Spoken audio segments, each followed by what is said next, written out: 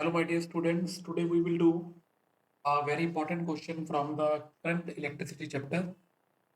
And we will calculate the equivalent resistance for the cube question.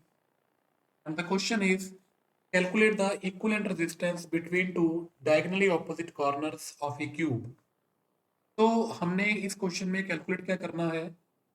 अब हमारे पास यहाँ पे फिगर के अकॉर्डिंग एक क्यूब गिवन है। इस क्यूब के हमारे पास यहाँ पे दो डायगनली ऑपोजिट कॉर्नर जो मैंने अभी हाईलाइट किए यहाँ पे, इन दोनों पॉइंट्स के बीच में हमने इक्विवेलेंट रेजिस्टेंस कैलकुलेट करना है। Equivalent resistance between these two diagonally opposite corners. तो इस क्वेश्चन को स्टार्ट करने से पहले जस्ट इसकी हम करेंगे numbering. Let us suppose this is point 1 2 3 4 5 6 7 and this is the 8। तो वन का जो ऑपोजिट कॉर्नर आएगा diagonally opposite corner that is 7। 3 का डायगनली ऑपोजिट कॉर्नर आएगा 5।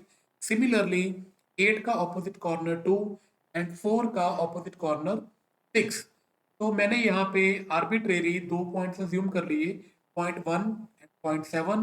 so these are the diagonally opposite corner of a cube। तो इन दोनों points के बीच में आज हम कैलकुलेट करेंगे इक्विवेलेंट डिस्टेंस। तो सबसे पहले फॉर ए क्यूब हमारे पास क्यूब बनाने के लिए हमें चाहिए 12 वायर्स। ईच वायर की यहाँ पे मैंने रेजिस्टेंस अज्यूम कर ली स्मॉल आर, स्मॉल आर। तो ये यहाँ पे मैंने डिस्टेंस की रोटेशन के अकॉर्डिंग हर एक को मैंने अज्यूम कर लिया स्मॉल आर। तो यहाँ पे मेरे पास कितने रेजिस्टेंस आए, 12 resistance. Each resistance is equal to small r, but we have to calculate the equivalent resistance between point 1 and point 2। तो माय डियर स्टूडेंट, सबसे पहले कीप इन माइंड इस क्यूब वाले क्वेश्चन के अकॉर्डिंग इसके अकॉर्डिंग आपको मैं आज दो मेथड हम अडॉप्ट करेंगे। तो जो भी आपको इसमें कंफर्टेबल मेथड लगेगा यू कैन ऑप्ट। नाउ अब हम इसको स्टार्ट करते हैं क्वेश्चन को।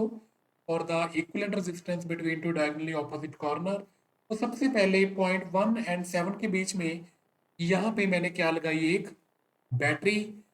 तो बैटरी का एक हमारे पास पॉजिटिव टर्मिनल एंड एक नेगेटिव टर्मिनल। तो जो करंट आपका फ्लो करेगा from the positive terminal, let us suppose this current is I, this current is I. तो बच्चों यहाँ पे ये जो करंट आई वन पॉइंट के ऊपर, पॉइंट नंबर 1 के ऊपर जब ये एंटर करेगा तो it will split into 3 parts. या ये तो आपको बड़ा क्लैरिटी से नजर आएगा कि जो भी करंट आई 1 पॉइंट से एंटर करेगा it will split into 3 parts. तो इस क्वेश्चन के अकॉर्डिंग सबसे पहले देखने वाली बात ये है कि हमने करंट को 1 पॉइंट से एंटर करवा के एग्जिट कहाँ से करवाएंगे हम, पॉइंट नंबर 7 में से। तो करंट जब आपका पॉइंट नंबर 1 से एंटर करके पॉइंट नंबर 7 से एग्जिट करेगा तो पॉइंट नंबर 1 के अकॉर्डिंग फिर मैं यहाँ पे इसके 3 रूट अगर मैं इसको फॉलो करूं तो सबसे पहले फिर मैं करंट को आई से एंटर करवाऊंगा। तो लेट अस सपोज कि जो आपका करंट सबसे पहले जाएगा 1 से लेके 2 के बीच में, उसके बाद 2 टू 3 एंड उसके बाद अल्टीमेटली 3 टू 7। तो माय डियर स्टूडेंट्स, इस पाथ के according from 1 to 2, 2 to 3 and 3 to 7 आपके पास इसके पाथ में रास्ते में आपने कितने रेजिस्टेंस फेस किए, 3। फिर मैं पाथ को अडॉप्ट करूं from 1 to 4, 4 to 3 and 3 to 7। In this case also distance आपको रास्ते में कितने फेस करोगे आप, 3। And similarly, for last path, when we travel from 1 to 5, then 5 to 6, then 6 to 7, again आपके रास्ते में कितने रेजिस्टेंस आए? 3. So we can say that this is the symmetrical figure. तो अब हम यहाँ पे ये बोल सकते हैं कि ये जो हमने जो 3 पाथ यहाँ पे अडॉप्ट किए हैं ना, 1 से 2 की तरफ, 1 से 4 की तरफ एंड 1 से 5 की तरफ, ये तीनों के तीनों पाथ हमारे पास क्या होंगे? Same path. तो तीनों के पाथ में हमें कितने रेजिस्टेंस फेस करने पड़ेंगे? 3 after reaching the point 7। So we can say that इन तीनों पॉइंट्स के अकॉर्डिंग, अगर जब आपका करंट 1 से 2 में जाएगा, 1 से 4 में जाएगा और 1 to 5 में जाएगा, तीनों में तीनों करंट सेम इक्वली वेटेज में क्या होएगा? वो डिस्ट्रीब्यूट होएगा। तो लेट अस सपोज, मैंने अज्यूम कर लिया कि ये जो करंट आपका 1 to 5 में जाएगा that is I by 3, I by 3। मतलब बच्चों, मैंने इस I करंट को 3 पार्ट्स में किया डिस्ट्रीब्यूट, तो तीनों के तीनों रेजिस्टेंस में current will be I by 3, I by 3 and I by 3। So after reaching at point 5, the current will distribute again into two parts। एक आपका करंट जाएगा 5 to 8, एक आपका करंट जाएगा 5 to 6। तो यहाँ पे 5 to 8 वाले पार्ट में जो करंट फ्लो करेगा that will B I by 6। दूसरे में भी करंट कितना फ्लो करेगा? I by 6। मतलब इस I by 3 को आपने फर्दर दो पॉइंट्स में जब आप डिस्ट्रीब्यूट करोगे तो that will B I by 6 and I by 6। तो नाउ बच्चों, यहाँ पे हम थोड़ा सा एक कॉन्सेप्ट लगाएंगे इस क्वेश्चन को थोड़ा सा इजी बनाने के लिए। तो लेट अस सपोज, मैंने यहाँ पे अज्यूम किया कि ये जो I by 6 करंट है ना, इसको फ्रैक्शन को मैं ओवरकम करने के लिए इस करंट को मैंने लेट अस सपोज मान लिया I डैश। सिमिलरली इस I by 6 को भी आप क्या लिखोगे? I dash. सो अगर 5 वाले पॉइंट में से 5 to 8 भी I डैश जाएगा, 5 to 6 भी I डैश जाएगा, तो अल्टीमेटली ये जो I by 3 करंट है, इसकी जगह पे आप इसको क्या रिप्लेस करोगे? 2I dash. ये मैंने जस्ट इसको फ्रैक्शन को ओवरकम करने के लिए किया। अदरवाइज अगर आप इसको I by 6 भी लेके चलोगे, आंसर विल बी सेम। तो I by 6 आ गया I dash, again I by 6 आ गया I डैश।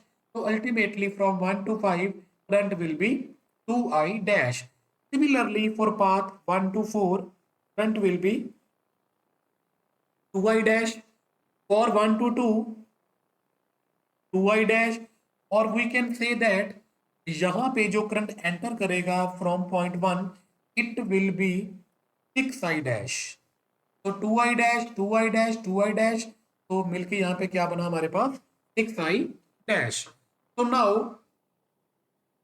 जो आपका करंट 1 to 4 में जाएगा, 4 तक पहुंचने के बाद again current will distribute into two parts and that will be again I dash and I dash.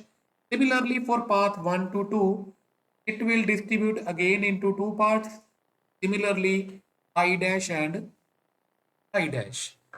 So now at point A, 5 to 8 आपके पास करंट आया I dash, 4 to 8 भी आपके पास करंट आया I dash।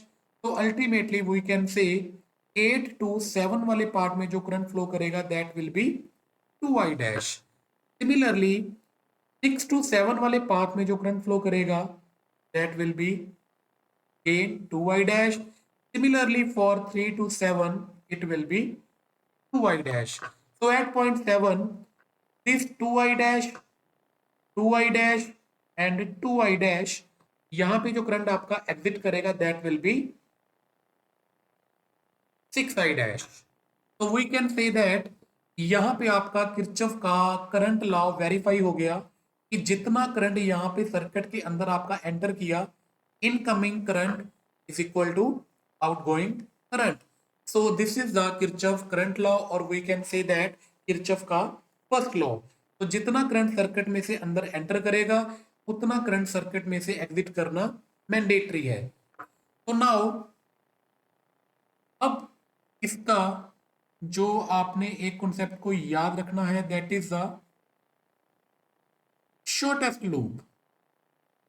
Please keep in mind, इस question को solve करने के लिए हम क्या एक लेंगे, shortest loop from 1 two point 7।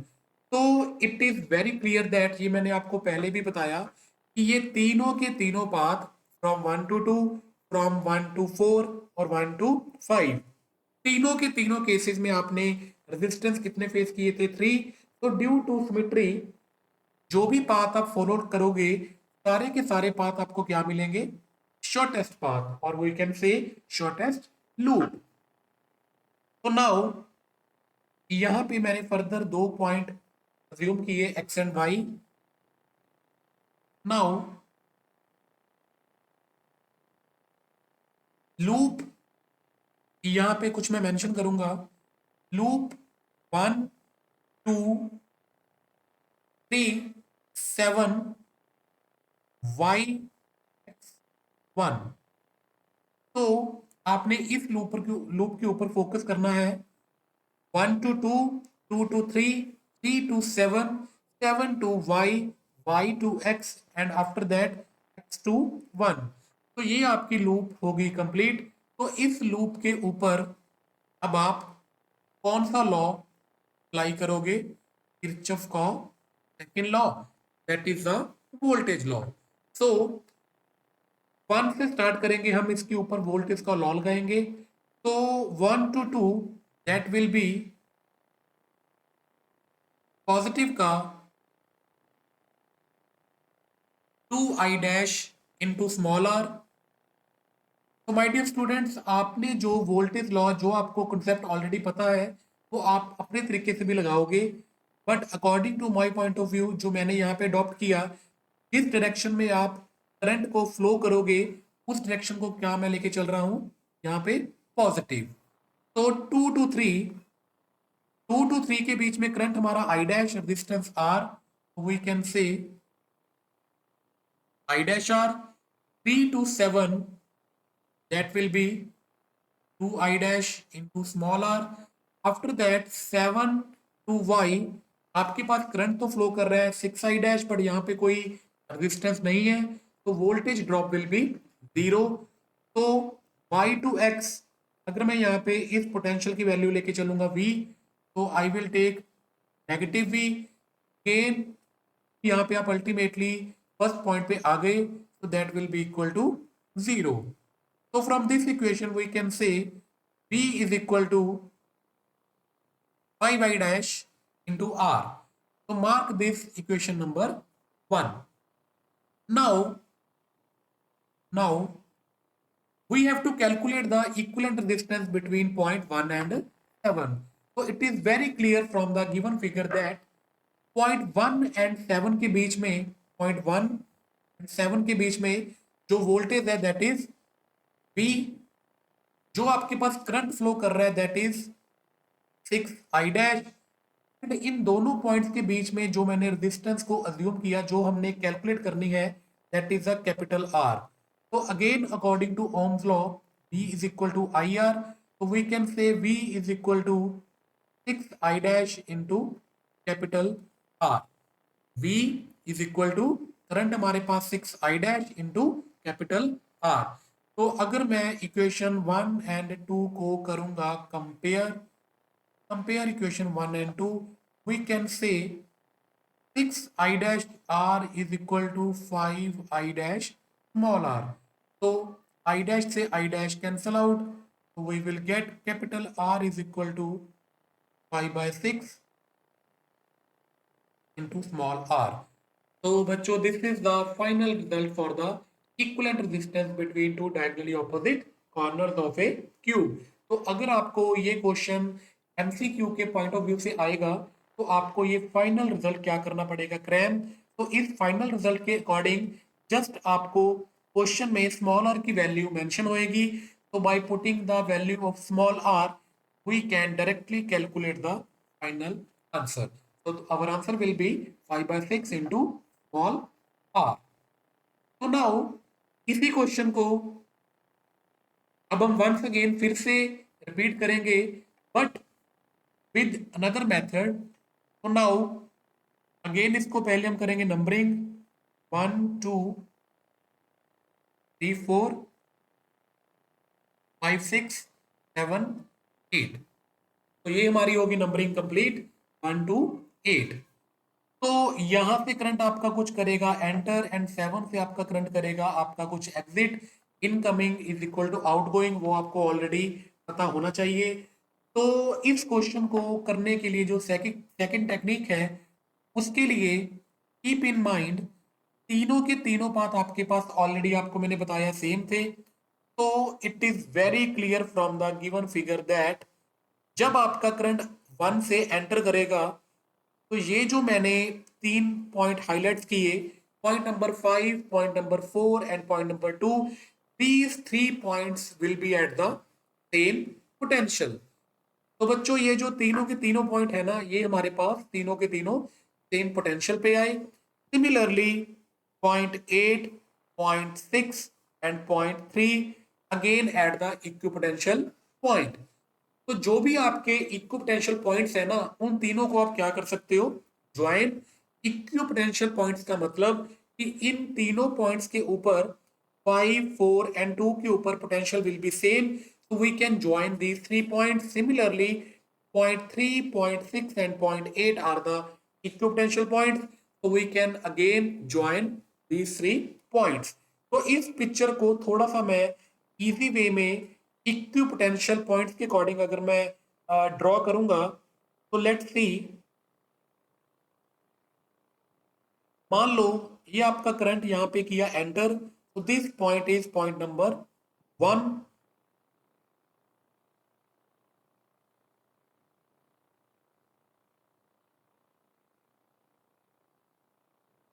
Figure में आपको बड़ी क्लैरिटी से नजर आएगा कि ये जो पॉइंट 1 है ना आपका, वो किस किस के साथ अटैच है, 5, 4 एंड 2 के साथ।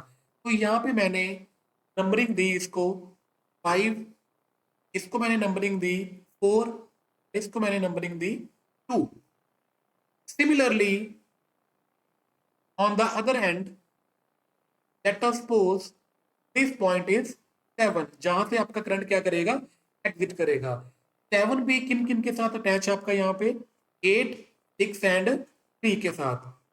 तो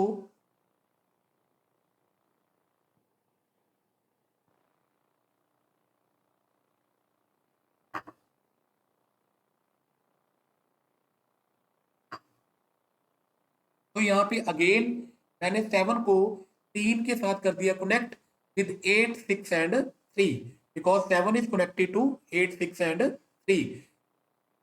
इज इट ओके? तो now further we can say that ये जो 5 वाला पॉइंट है, ये फर्दर किसके साथ कनेक्ट है, विद 6 एंड 8। तो 5 का जो पॉइंट है, इसके बीच में 6 के साथ एक रेजिस्टेंस आएगा यहाँ पे, एंड 8 के साथ भी यहाँ पे क्या आएगा, एक रेजिस्टेंस। तो यहाँ पे आप 5 पॉइंट को, फिफ्थ नंबर को इसके साथ ज्वाइन करोगे with resistance point number 6 and point number 8। तो फिफ्थ को अगर मैंने यहाँ पे ज्वाइन किया विद 6 एंड एक मैंने फिफ्थ को यहाँ पे ज्वाइन किया with point number 8। Further, 4 is also connected with 8 and 3. 4 is connected with 3 and 8। Similarly, ultimately जो 2 पॉइंट है वो आपका किसके साथ कनेक्ट है, point number 3 and point number 6। तो 2 को आप कनेक्ट करोगे विद पॉइंट 3 एंड पॉइंट 6। तो नाउ मैंने आपको स्टार्टिंग में क्या बताया कि point number 5, 4 and 2 these are the equipotential. तो इन तीनों पॉइंट्स को भी आप क्या कर सकते हो, ज्वाइन। सिमिलरली फॉर 8, 6 एंड 3, ये तीनों के तीनों को आपके पास क्या होंगे, इक्विपोटेंशियल पॉइंट्स। तो इन तीनों को भी क्या कर दिया मैंने, ज्वाइन। तो it is very clear that ये जो मैंने यहाँ पे शेडेड रीजन बनाया, इस रीजन में आपके पास 6 रेजिस्टेंस आपको नजर आएंगे। ये 6 के 6 रेजिस्टेंस आपके क्या होंगे, parallel. Parallel with each other. तो ये जो आपके पास शेडेड रीजन में, जो डॉटेड रीजन में ये जो रीजन आएगा, ये सारे के सारे 6 के 6 रेजिस्टेंस क्या होंगे, पैरेलल। तो अगर मैं पिक्चर को दोबारा से लिटिल बिट रिकंस्ट्रक्ट करूंगा,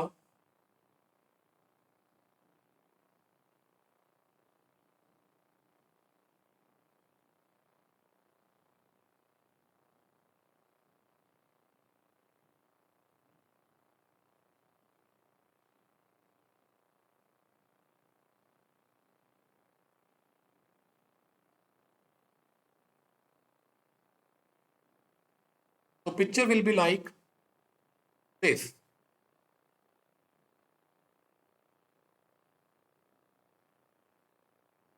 दिस इज 0.7, दिस इज 0.1। तो हर एक पार्ट की आपको रेजिस्टेंस आपको ऑलरेडी पता ही है, that is the small r.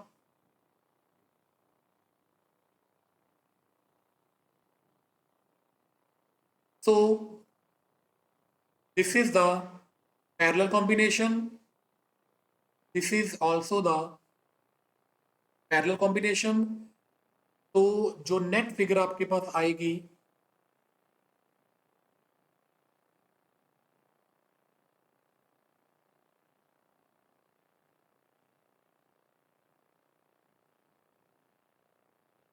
तो R/3,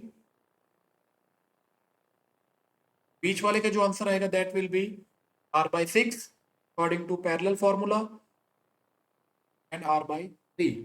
तो it is very clear that ये तीनों के तीनों रेजिस्टेंस आपके पास क्या है, सीरीज में। तो सीरीज का आपको फॉर्मूला पता ही है, R1 plus R2 plus R3।